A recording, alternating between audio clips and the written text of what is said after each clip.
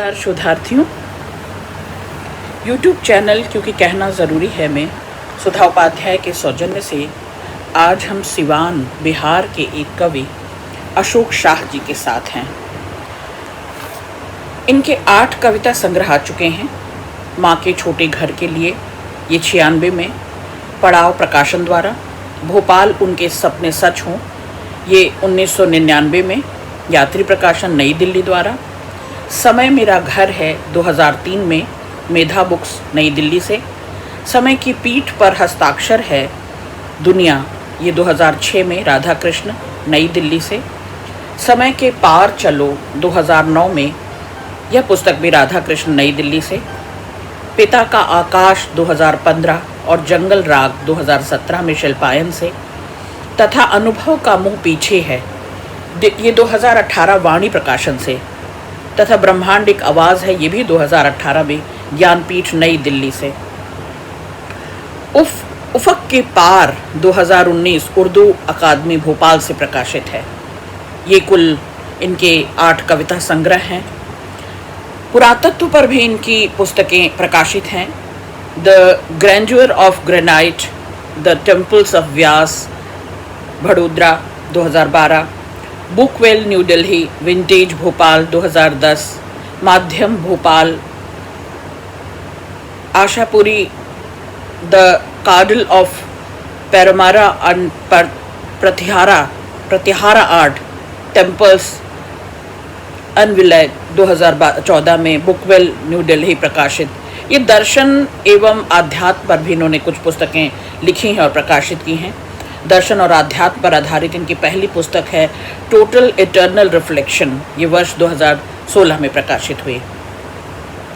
शोधार्थियों, अशोक शाह जी को पढ़ना अपने आप में मेरे लिए अनूठा अनुभव रहा। एक कह सकते हैं गैर अकादमिक इसलिए कि अकादमिक दुनिया में इनका कोई अब वैसी सक्रियता नहीं है। प्रशासनिक दुनिया में एक प्रशासक के तौर पर अशोक शाह लोकप्रिय हैं, पर इनके भीतर एक साहित्यिक मन, एक कवि मन, एक समाज चिंतक, एक साहित्य सेवी मन विद्यमान है। इन कविताओं को पढ़ते हुए मुझे बार बार याद आया कि अपने इतिहास से, अपनी संस्कृति से, अपने समाज से कितना प्रेम है इस अधिकारी को कि वह अपने भीतर के उस देश, समाज और कुटुंब का जो अखंड कह सकते हैं जिसे, जो कभी क्षरित नहीं होता, वो सिरा पकड़े हुए रहते हैं। और एक जिम्मेदार नागरिक के नाते, एक जिम्मेदार पारिवारिक परिजन के नाते, एक जिम्मेदार सामाजिक के नाते, एक जिम्मेदार प्रशासनिक अधिकारी के नाते इनकी कविताओं में वो स्पंदन मुझे चिन्हाई देता है। और मुझे लगा कि सदी के महत्वपूर्ण कवियों की श्रृंखला में ये कविताएं आनी चाहिए। शोधार्थियों, ज़्यादा समय न लेते हुए मैं इनकी कुछ कविताओं के साथ आपको इनकी रचना के रचनात्मक संसार में सहयात्रा करवाती हूँ। बात आदमी की है, ईश्वर की नहीं। यदि ईश्वर है तो भी उस आदमी को छल, अन्याय और हिंसा करने की छूट इसलिए नहीं है कि वह मंदिर में प्रसाद और दीपक संस्कृत के कुछ शब्दों के साथ बांट आता है और करता है घोषित खुद को पाप मुक्त, निष्कलंक शासक। ऐसा नहीं कि वह महापंडित पुजारियों के साथ करेगा आक्रमण और हथियार लेगा ईश्वर का समूचा आशीर्वाद, और जिनके चढ़ाए पुष्पों में नहीं है गंध, अगरबत्तियां जिनकी गई हैं मेहराना। अब आप देखेंगे गवई वोकैबुलरी, गवई शब्द भंडार है। मेहराना मतलब जैसे बरसात में माचिस की तीलियां, जैसे सिल जाना जिसे हम कहते हैं, वो मेहराना। अगरबत्तियां जिनकी गई हैं मेहरा, वे आशीर्वाद से न रह जाएंगे हमेशा के लिए मरहूम। फिर तो ऐसा ईश्वर होना ही नहीं चाहिए था जो वस्तुओं का विनिमय देख खोलता हो मुँह। यदि है तो वह ईश्वर किसका है? यदि ईश्वर नहीं तो भी प्यार तो किया जा सकता है अपने भाई की तरह, की ही जा सकती है सुरक्षा पड़ोसी पड़ोसी की भी, क्योंकि सुख का स्रोत प्यार ही है। अन्यथा धरती पर सारी बुराइयां आती हैं आदमी से ही, और आती रहेंगी निरंतर जब तक रहेगा आदमी इस धरती पर या कहीं भी। आप देखें, इस धरती पर जो एक ऑरा लिए हुए प्रभुत्व संपन्न लोग हैं, जो ईश्वर के समान अपने आप को, अपने को ईश्वर घोषित करते हुए लोग हैं, जिनके वर्चस्व में, जिनके प्रभाव में, जिनके प्रतिष्ठा में, जिनके पद पावर पैसा के रुतबे में लोग अपने को कमतर हीनतर उनके सामने बैठने में, उनके सामने बोलने बतियाने में हिचकते हों, संकोच करते हों, ऐसी प्रभुता संपन्न लोगों का जो ऑरा है, ऐसी पंडिताई, ऐसे उपदेशक, ऐसे विद्वान, ऐसे मठाधीश, उलेमाओं, सबको धता देती है कविता कि जैसे मंदिर में स्थापित ईश्वर बटा खटा नहीं है, लोगों के लिए खंड खंड अलग अलग नहीं है, वह भाव पर रिझता है, वह मन पर सींचता है, न कि वो चढ़ावों पर रिझता है और चढ़ावों पर उसका ध्यान होता है। राजा महाराजा हो, सर्वसाधारण हो, मंदिर में ईश्वर के सामने समकक्ष सब बराबर हैं। किसी के पास हीरे मोती चढ़ाने को हैं, फल फूल चढ़ाने को हैं, और किसी के पास अपना मन, अपना निष्कलंक, निष्कलुष, अनावृत मन, और वो ईश्वर को चढ़ावे में चढ़ा देता है। तो ईश्वर के समतुल्य, ईश्वर की आंख के आगे ईश्वर साखी है, उन सब के लिए एक जैसा है। हाँ, ईश्वर और साधारण के बीच जो ये बिचौलिए हैं, ये अपनी मठाधीशी करते हैं, ये अपने प्रभुत्व और अपने वर्चस्व और अपने ऑरा से प्रभु बनने की फिराक में होते हैं। तो बेहतरीन कविता है। दूसरी कविता, तो ये भाईचारे को बचाने की बात करते हैं। दरअसल ये बात करते हैं हम कैसे अपने परिजनों में, अपने परिवार में, अपने कुटुंब में, समाज में, क्षेत्र में, देश में, राज्य में रहते हुए लोगों को मानवीय धरातल पर सुरक्षित और संरक्षित कर सकते हैं। बेहतरीन कविता है। अगली कविता है इकलौता नायक। पिता ही मेरे पूर्व जन्मों की कहानी है, जितना वे जी पाए उतना ही जिया मैंने भी। एक वृक्ष थे पिता, अडिग और प्रवाहमान, उनके हौसलों में घुसकर बनाए हमने छोटे छोटे घोंसले लंबी उड़ानों के लिए। वे नदी की तरह बहते थे, हम उसमें नहाते, आचमन करते और पी लेते थे उनको। वे बोतल में बंद कभी न रहे। आहा, वे बोतल में बंद कभी न रहे और बाजार उन्हें खरीद न सका। आसमान का घर थे पिता, हम जगमगाते थे उनके भीतर चांद सितारों की तरह। हम नए नक्षत्र उनके जन्मे थे अभी अभी। पानी की तरह तरल थे, आकाश की तरह विरल।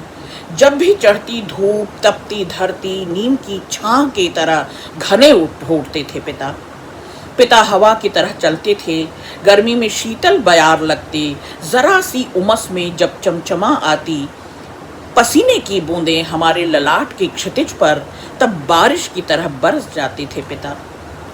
समुद्र से अकुलाहट को शांत करते, छाती जब भी उदासी और रिक्त होने लगता मन, छाती जब भी उदासी और रिक्त होने लगता मन, वे मरुत की तरह दौड़ आते हर दिशा से। सिखाया उन्होंने धरती पर कभी न रुकना, यह तो लगातार घूमती और नाचती है। आने वाले तारों के लिए पृथ्वी की अनूठी गति से ही पैदा होती गेहूं की बालें और निकल आती वृक्षों का सेब के मीठे फल और समय की भूख के लिए। पिता जब भी होते थे आंखों से दूर, दृश्य से अदृश्य वे ठिठकते थे।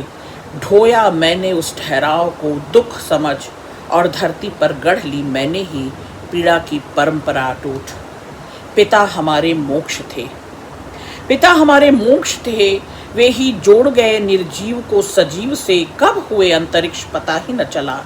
पिता आज भी हैं और पूर्व जन्मों की कहानी के इकलौते नायक। पिता आज भी हैं मेरे पूर्व जन्मों के कहानी के इकलौता नायक। पिता दरअसल हमारा जीवन सोता है। पिता हमारा वह स्रोत है जो हमारी काव्य तृषा का, हमारी आदिम भूख, हमारी जिजीविषा का भंडार है, जिससे हम बल पाते हैं। पिता पार्थिव रूप में हो न हो, लेकिन हमारे विवेक में, हमारे सोच में, हमारे विचार में, हमारे रहन सहन में, हमारे परवरिश में, हमारे परिवेश में, हमारे आसपास में, हमारे संस्कार में विद्यमान रहते हैं। पिता का होना दरअसल अशोक शाह उनको याद करते हैं। और याद रखिए कि एक ज़रूरी कवि, एक बेहतरीन कवि के पास ये 3 पाथेय होते ही हैं शोधार्थियों। क्या?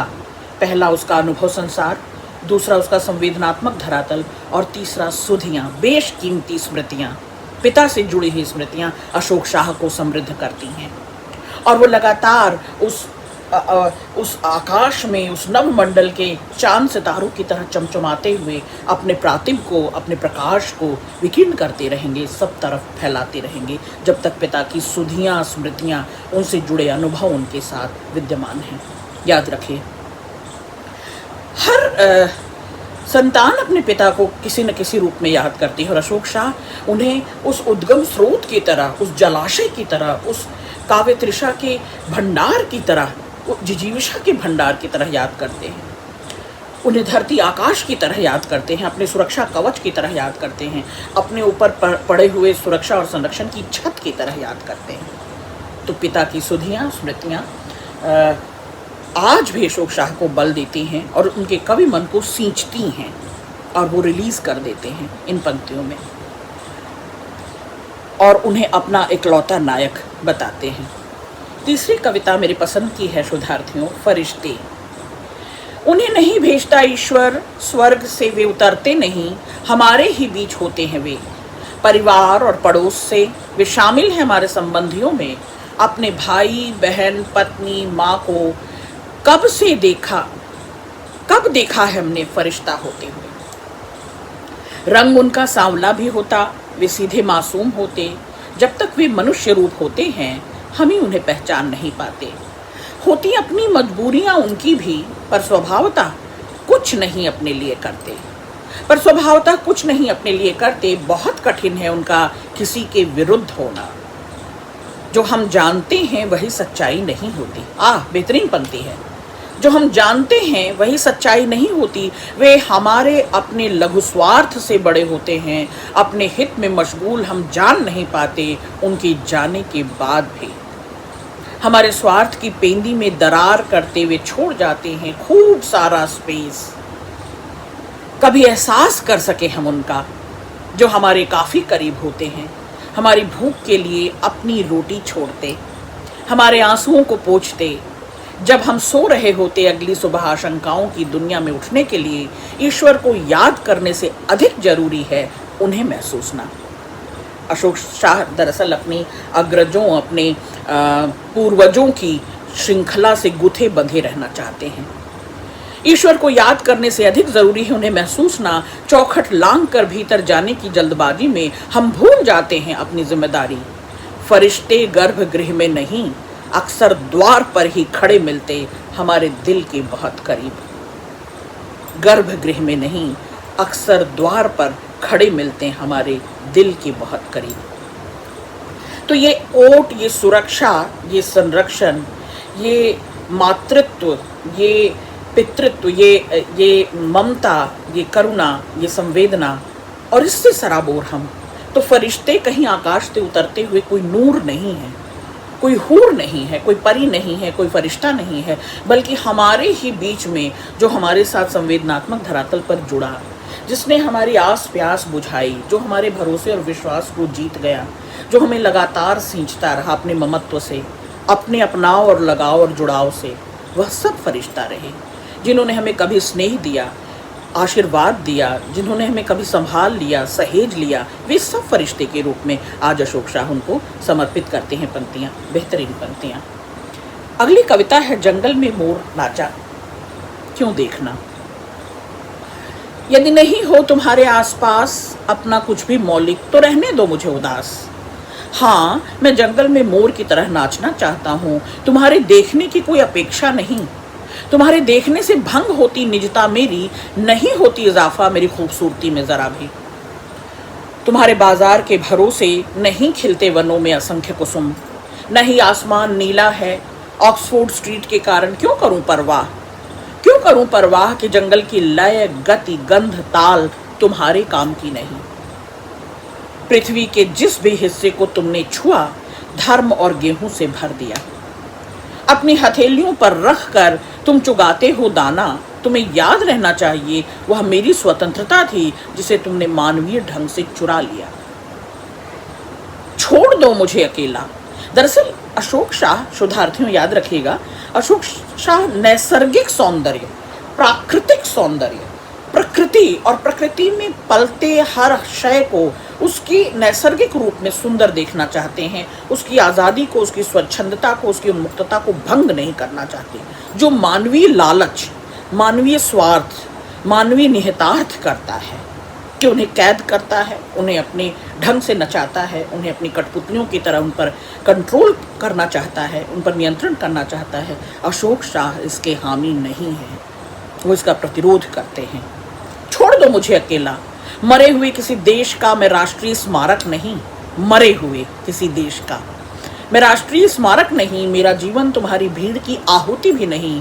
तुम्हारे विकास के पंजे से मुक्त इस धरती पर जो बचा है वही सुंदर है।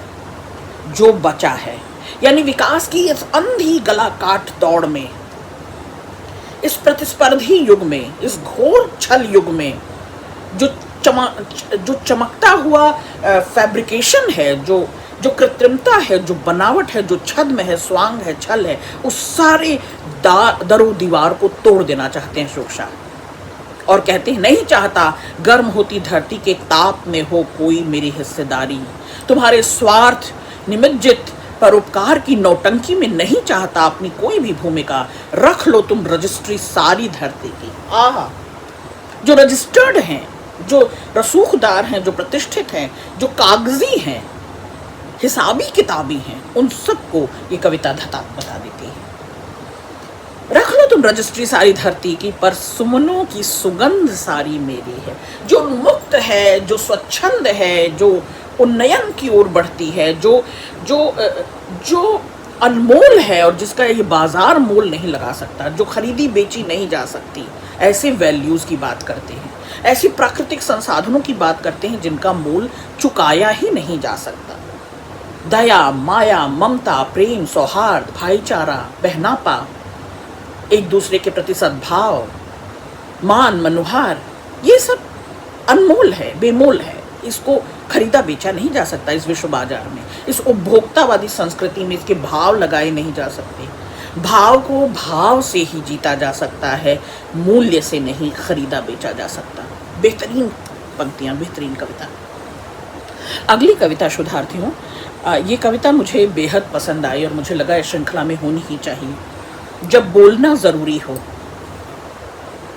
मैं भी तो कहा करती हूँ कि हम भुनभुनाने वाले लोग हैं, हम घिघियाने वाले, मिमियाने वाले लोग हैं। जब जहाँ बोलना होता है, जितनी शिद्दत से बोलना होता है, हम चुप हो जाते हैं, हम मुखर नहीं होते, हम जुबान सी लेते हैं, हम संकोच में होते हैं, हम झिझक में होते हैं, हम अपने में सिमटे, अपने निहितार्थों, स्वार्थों में सिमटे हुए लोग हैं। तो जब बोलना ज़रूरी हो तो हम बोलने से कतराते हैं, बचते हैं। ये कविता, जब बोलना ज़रूरी हो। माना कि मुर्गे के बाग देने से नहीं उगता सूरज, लेकिन पौ फटने का पता तो चलता है। कौवे के बोलने से नहीं आते मेहमान, पर जब वे आते हैं बोलता है कौवा। उसकी कांव कांव भी दे जाती है खुशी का पैगाम। भूल लुंठित होने के पहले वृक्ष लगातार जोरदार आवाज लगाता है, जोरदार आवाज, और बचा जाता है बहुत सारे पक्षियों और वृक्षों को अकारण ही मारे जाने से। मिमियाती बकरियां इतना तो बता ही देती हैं कि कोई कसाई गुजर रहा है बगल से, और राहें हो जाती हैं चौकन्न। मिमियाती बकरियां इतना तो बता ही देती हैं कि कोई कसाई गुजर रहा है बगल से, और राहें हो जाती हैं चौकन्नी। दिवाली के पटाखों में नहीं होता कोई संगीत, फिर भी पसंद की जाती है उसकी आवाज़। बरसने के पहले गरजते बादलों का शोर कानों में पड़ता जीवन के सगुन संगीत की तरह। मछलियां पकड़ने में बगुला नहीं करता कोई आवाज़, और वे मारी जाती हैं बेआवाज़। अब आप देखें कि ये चुप्पी षड्यंत्र है, ये चुप्पी छल है, ढोंग है, कपट है। तो इस षड्यंत्र में शामिल ना हो, इस चुप्पी में शामिल ना हो। मुखरता की ज़रूरत है, मुखर होने की ज़रूरत है, बोलने की ज़रूरत है, क्योंकि कहना ज़रूरी है। और क्योंकि कहना ज़रूरी है तो अशोक शाह भी कहते हैं कि बोलना ज़रूरी है। मछलियाँ पकड़ने में बगुला नहीं करता कोई आवाज़, वे मारी जाती हैं बेआवाज़। बोलने से सजग होता परिवेश, फर्क पड़ता है अंतरिक्ष के आतयन में। जहाँ बोलना ज़रूरी हो चुप्पी साध लेना, मृत्यु को प्रोत्साहित करना है। हमारी सभ्यता के विकास में मानवीय गुणों का जन्म हुआ है सही वक्त पर बोलने के कारण। याद रहे, हम दो पैर पर चलते हैं इसलिए मनुष्य नहीं हैं। उन चौपायों, उन पशुओं से अलग हम इसलिए मनुष्य नहीं हैं कि हम दो पैर पर चलते हैं, उनसे अलग दिखते हैं। नहीं, हम मननशील हैं, हम विवेक रखते हैं, हम आवाज़ उठा सकते हैं, हम मुखर हो सकते हैं। हमें बोलना ज़रूरी है। छीन झपट कर अपने स्वार्थ में केवल पेट भर लेना, अपना भोग, रोटी कपड़ा और मकान, अपनी इच्छाओं की पूर्ति कर लेना, अपनी ज़रूरतों की पूर्ति कर लेना पशुता है। हम अगर मुखर हैं, हम सचेष्ट हैं, सचेत हैं, सक्रिय हैं और बोलना जानते हैं, सही समय पर आवाज़ उठाना जानते हैं, तभी हम मननशील हैं और मनुष्य हैं। तभी हम मनुष्य होने के लायक हैं, काबिल हैं, मनुष्य कहलाने लायक हैं। तो बोलना हमारे जिंदा रहने का परिचायक है। मरने से पहले बोला गया एक एक शब्द धरती को कर जाता है आश्वस्त कि सिर्फ भेड़ियों की मांद भर नहीं, बल्कि वह वात्सल्य की गोद भी है। ये धरती केवल क्रूर, हिंसक, आतताई लोगों से नहीं भरी हुई। जो बोल रहे हैं, जो संगसात हो रहे हैं, एक सूत्रित हो रहे हैं, संगठित हो रहे हैं, एक दूसरे से बोल बतिया रहे हैं, रूठ मना रहे हैं, मुखर हो रहे हैं, एक दूसरे के लिए आवाज़ उठा रहे हैं, एक दूसरे को सुरक्षा दे रहे हैं, ममत्व दे रहे हैं, प्रेम दे रहे हैं, सहयोग दे रहे हैं। तो मरने से पहले बोला गया कि एक शब्द धरती को कर जाता है आश्वस्त कि सिर्फ भेड़ियों की मांद भर नहीं, बल्कि वात्सल्य की गोद भी है, जहां जीवन अभी जिया जाना बाकी है। अब आप देखें, कवियों, पक्षियों, मजबूरों, लेखकों, पत्रकारों और पाठकों को बोलना ही चाहिए। Big salute Ashok Shah. मजदूरों सर्वहारा, पक्षियों उन्मुक्त हैं जिनका आकाश अपना है, जो नाप सकते हैं आकाश को, जो किसी की जकड़ और पकड़ और जकड़बंदी में नहीं है। मजदूरों, कवियों, मजबूरों, लेखकों, पत्रकारों और पाठकों को तो बोलना ही चाहिए, अन्यथा उनके ही देश में उन्हें चिपका दिया जाएगा दीवारों पर पोस्टरों की तरह। दूसरों का प्रचार बनकर रह जाओगे। हमारे बोलने से टूटती हैं रूढ़ियां, मुक्त होती बंद ऊर्जा, स्पंदित होता आवेग, संवेग, बनती है कुछ और जगह आने वाली पीढ़ियों के लिए, जब और जहां बोलना ज़रूरी हो। हमें होना ही चाहिए पता कि हमें बोलना ही चाहिए। हम अब तक मरे तो नहीं हैं, जिंदा रहने की पहचान है बोलना। बहुत शुक्रिया।